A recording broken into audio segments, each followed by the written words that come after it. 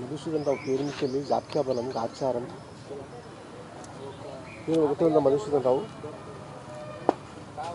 భద్రాచలం రాముడు ఇచ్చిన మధుసూదన్ రావు వింటున్నావా? కానీ చేతిలో డబ్బులు ఆగాయి, చేతిలో పైసా ఆగదు, కానీ కూర్చుంటూ తక్కువ తిరుగుతూ ఎక్కువ. వేరే వాళ్ళ పనికి మస్తు హెల్ప్ చేస్తూ నీకు ఎవరు చేయరు. కానీ శని ఉండే పోయింది స్వామి. మగా నక్షత్రం సింహరాశి వస్తుంది, గణము దేవగణం ఉంది, వర్గం పులివర్గం ఉంది. మాటగల్లా మనుషులను ముగ్గురుతో స్నేహం చేయవద్దు, చేస్తే ఇద్దరు చేస్తే మంచిది, ముగ్గురు చేస్తే లాస్ ఉంది. ఒకసారి విమానం ఎక్కేది కూడా ఉంది, తిరుపతి పోయేది కూడా ఉన్నది. నేను నమ్ముకున్న మాట మంచికైతే నష్టం లేదు. నీ తోడబుట్టులు తల్లికి పుట్టాలే ముగ్గురు, ఇంటికుండా ఇద్దరు సుఖం. ఎంతమంది ఉన్నారు? జీవితం చాలా మంచిది, జ్ఞానం పెద్దది, కలిసి వచ్చేందుకు లాభం ఉంది. దోస్తానం దుష్మానం, పొత్తు పీకులాట, జమనది నష్టం. ఇప్పుడు కలిసి వచ్చేది మంచిగా ఉంది, నష్టం లేదు. అమ్మకి పెద్దవాడై పుడితే ఆలోచన ఎక్కువ, చిన్నవాడై పుడితే సుఖం ఎక్కువ. చాలా పెద్ద పెద్ద పనులు చేస్తావు. ఈ నెల పోతే మరి చాలా సూపర్ ఉంది చూడు జాతకంలో.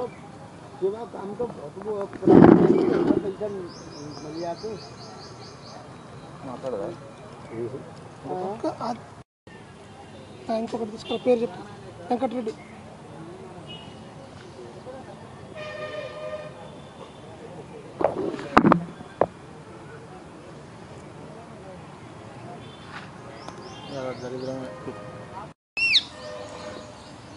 చిలక జోస్యం అంటే ఇక పబ్లిక్లో భిన్నాభిప్రాయాలు ఉంటాయి. చిలక జోస్యం అది నిజమా అబద్ధమా, అసలు ఏంటి చిలక జోస్యంకి సంబంధించి మొత్తం కూడా మనం ఒకసారి తెలుసుకునే ప్రయత్నం చేద్దాం. ప్రస్తుతం మనతో పాటు గత 50 సంవత్సరాలుగా చిలక జోస్యం చెప్పేటువంటి వ్యక్తి ఉన్నాడు.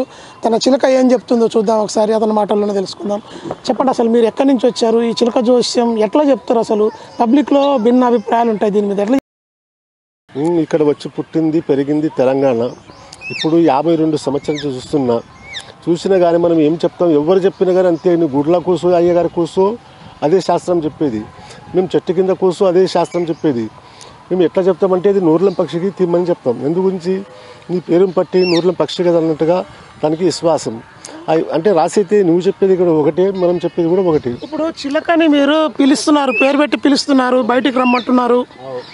వచ్చి మీ మాటల్ని గుర్తుపడుతుందా చిలక? ఒకసారి పిలవండి.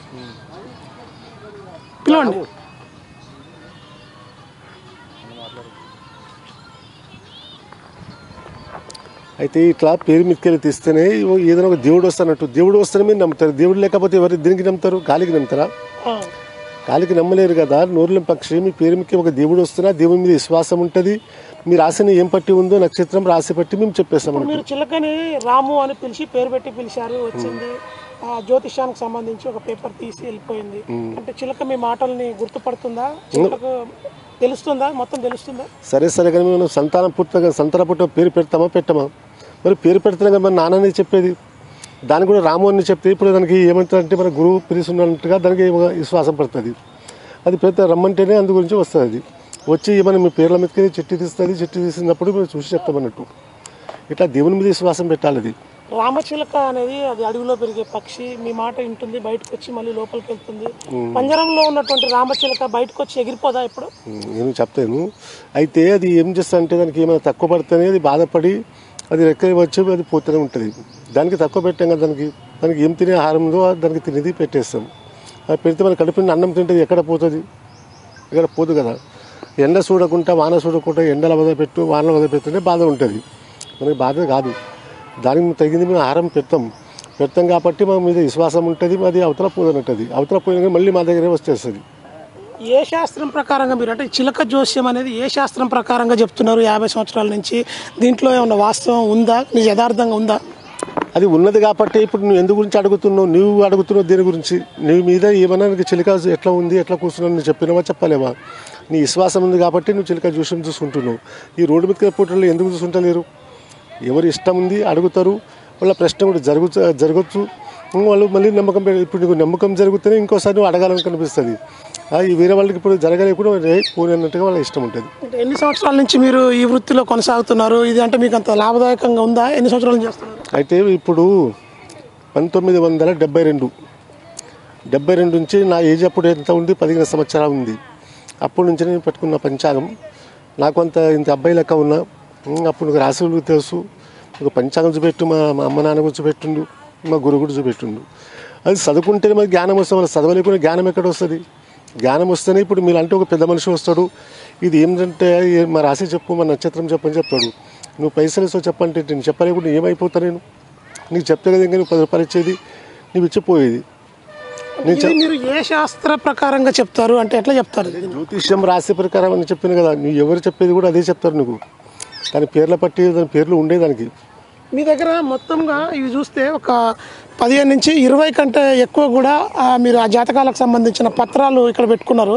మీ తాళపత్ర గ్రంథాలు లాంటి పత్రాలు 140 కోట్ల మంది జనాభాలో ఈ 20 పత్రాల జాతకమే, 20 పత్రాలని వాళ్ళందరి జాతకం ఉంటుందా? అంతే కదా. నువ్వు చెప్పే మాట అది దేనికి పనికి రాని ముచ్చట. అది నువ్వు చెప్పే ముచ్చట దేనికి పనికి రాని ముచ్చట. మనిషికి ఇప్పుడు కోట్ల ఇప్పుడు ఏ స్తంభాల గుడి ఉందా? దేవుని దగ్గర ఇప్పుడు దేవుడు ఒకటే ఉన్నాడా లేదా? ఇప్పుడు ప్రతి ఒక్క మనిషికి దేవుడు కావాలి కదా. అట్లా ఉంటే అట్లా ఉండదు కదా. దేవుడు వరం ఇచ్చేటువంటికే వరం ఇస్తాడు, వరం ఇయ్యనుకు వరం ఇయ్యాడు. రాసులు మేము పంచాంగంలో వచ్చి మేము రాసినామా, ఏమైనా అక్కడి నుంచి వచ్చినాయా? ఈ రాసులు నక్షత్రాలు ఏమైనా అక్కడి నుంచి వచ్చినా మేము రాసినామా? మళ్ళీ అక్కడి నుంచి రాబట్టే కదా మేము అడిగేది. ఇప్పుడు నీ పేరు ఇప్పుడు ఈయనకు ఉంది, ఈయన పేరు ఇప్పుడు ఈయనకు ఉన్నది. ఈయన పుట్టినప్పుడు నువ్వు పుట్టలేడు, నువ్వు పుట్టినప్పుడు ఆయన పుట్టలేడు. అంటే ఇప్పుడు నిన్ను టెస్ట్ చేస్తాను కూడా ఒక ఆయన 100 రూపాయలు ఇస్తారు, ఫస్ట్ ఒక జాతకం చెప్పించుకుంటాడు, మళ్ళీ వచ్చి ఇంకోసారి కూడా దిగి మళ్ళీ ఒక 50 రూపాయలు ఇస్తాడు. అప్పుడు 2 సార్లు తీసినా ఒకటే వస్తుందా? వస్తుంది, అదే వస్తుంది. అదే రాసి ఉంటే అదే వస్తుంది. నీ రాసి నక్షత్రం అదే ఉంటుంది. నువ్వు ఎన్ని పైసలు పెడతా ఉంటావు, నీ పొగుడుతున్నామంటాడు. అది అంటే మనకి తెలుసు. అది పబ్లిక్ అనుకుంటుంటారు కదా చిలక జోస్యం అంటే, చిలక జోస్యం ఏదో ఏదో బతుకుదెరు కోసం చేసుకుంటారు, ఇలా నిజం ఉందో లేదో అనుకుంటారు కదా. మీరేం చెప్తారు మీ 50 సంవత్సరాల అనుభవంలో ఈ చిలక జోస్యం మీద మీరు ఏం చెప్తారు ప్రజలకు? ఇప్పుడు నీకు సూటు జరిగితే నీ పని అయితే నాకు యాడ్ చేస్తాను. నీకు సూటు జరిగింది, పని జరిగింది, ఇంతసేపు నువ్వు కూర్చుంటావా? ఒక నిమిషం కూడా కూర్చోలేవు. పైసలు ఇచ్చి కూడా ఒట్టిగా ఏముందని ఒట్టిగానే పోతావు. రెండు ముచ్చట్లు నీకు మంచిగా జరుగుతూనే మళ్ళీ చూడాలి. పెద్ద మనిషి ఉండని, పోరగాళ్ళ ఉండని. మాకు కరెక్ట్ చెప్తుండు, మనకు అడుగుతున్నట్టుగా ఒక ఫెయిల్ కావచ్చు, ఓ రైట్ కావచ్చు. అంతా కూడా రైట్ కూడా కాదు. ఇప్పుడు దేవుడు కూడా మొత్తం నీకు రైట్ కూడా ఏడు. నువ్వు తంట కూడా రైట్ కూడా ఉంటే రాకుండా ఉంటే రాసి మాత్రం గ్యారంటీ ఉంటుంది. రాసి నక్షత్రం ఇప్పుడు అప్పట్లో చిలకని పంజరంలో బంధించడం అనేది అప్పుడు సినిమాలో చూసాము. ఇప్పుడు ఇక్కడ ప్రత్యక్షంగా ఒక చిలకని పంజరంలో పెట్టావు. అది దీన్ని ఏమైనా తప్పు అనిపించట్లేదా నీకు? అట్లా అయితే చెప్తాను. దానికి పట్టుకొని ఇంట్లో పెట్టి దానికి లాకేస్తే మాత్రం పింజరంలో వేసినట్టు, జెల్లో వేసినట్టు. మేము బతికేదే దాని మీద. ఇప్పుడు నేను ఇంత కోటేశ్వర్లో ఉన్నా కానీ ఇప్పుడు దాని మీద నేను బతుకుతున్నా. నాకు కూడా దేవుడిచ్చే అన్నం ఉంది, ఇల్లు ఉంది, జాగా ఉంది, భూమి ఉంది. అది ఉండి కూడా ఏం సాధి ఇప్పుడు దాని మీద సంపాదించింది. దాని మీదనే సంపాదించి తెలివి మాది ఉండొచ్చు. పేరైతే దేని ఎవరిది వచ్చింది? చిలకదే వచ్చింది కదా. రాముని మీద, దేవుని మీద బతికినట్టే కదా మేము. అది కూర్చొని దానికి కూర్చొని పింజరంలో వేసి ఒక దగ్గర పెడితే మాత్రం జైల్లో వేసినట్టు. అది నీ చిలక అనే మాట గుర్తుపట్టి మళ్ళీ ఒకసారి వస్తుందా? ఒకసారి పిలవండి చూద్దాం. ఒకసారి పిలవండి. ఇప్పుడు గుర్తుపట్టి కదా ఒకసారి పిలవండి.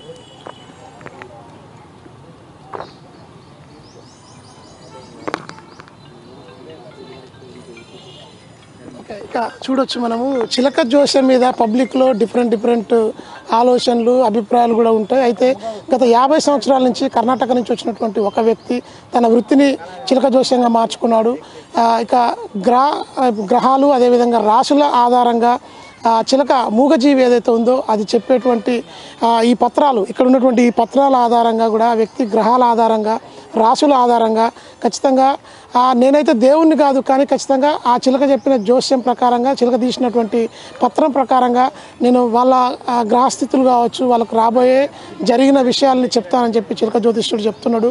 ఇక 50 సంవత్సరాల నుంచి ఇదే తనని వృత్తిగా కూడా మార్చుకున్నాను, అదే నాకు జీవనాధారం అని కూడా అతను చెప్తున్నాడు. చిలకని బంధించట్లేదు నేను, దానికి కావాల్సినంత ఫుడ్ పెట్టడమే కాకుండా నలుగురికి ఉపయోగపడి పని నేను చేస్తున్నాను. 50 సంవత్సరాల నుంచి నా కులవృత్తిగా కొనసాగిస్తున్నాను అని చెప్పి చిలక జ్యోతిష్యుడు చెప్తున్న పరిస్థితి ఉంది. మధుతో వెంకటరెడ్డి, మెగా 9 టీవీ, వరంగల్.